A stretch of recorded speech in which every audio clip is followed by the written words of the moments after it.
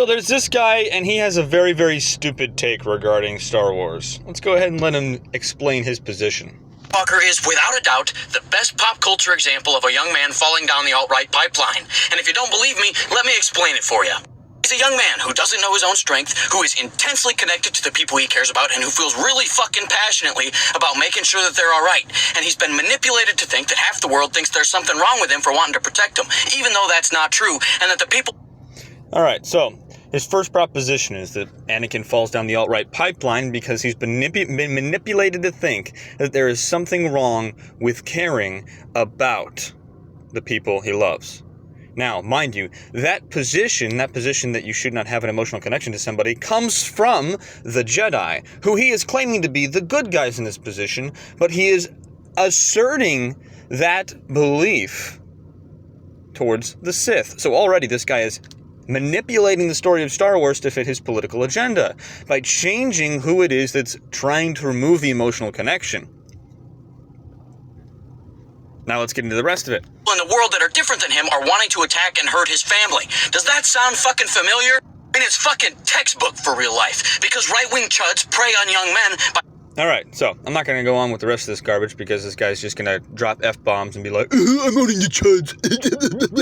But, nevertheless, you see how his argument fell apart. He had to switch the sides of the political drama and the emotional drama and the main storytelling plot points so that he could get his point across by affirming and confirming that the Sith were the ones who were trying to oppress Anakin Skywalker's emotional security, when in reality the Sith were the ones who were trying to bring out the emotional security.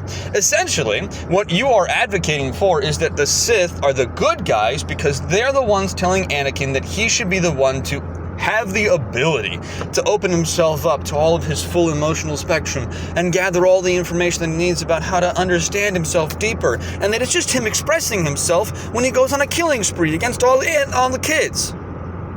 What you have just advocated for is that both the Jedi and the Sith are right-wing, which means that there is no left-wing in this scenario.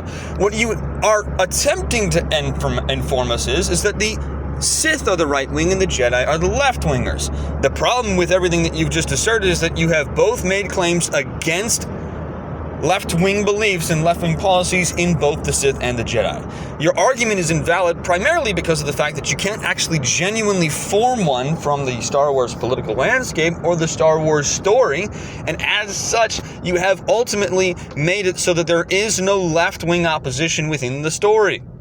You have made it unintentionally that the Sith are the left-wingers, which is also consistent with Disney because they're the ones who put on the Empire sigil a rainbow pride flag, meaning that the rainbow pride flag folk, the LGBTQA alphabet community, are part of the evil empire.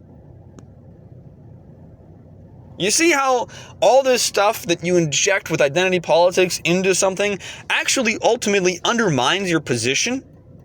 Yes, exactly. This gentleman doesn't know what the heck he's talking about, and it shows.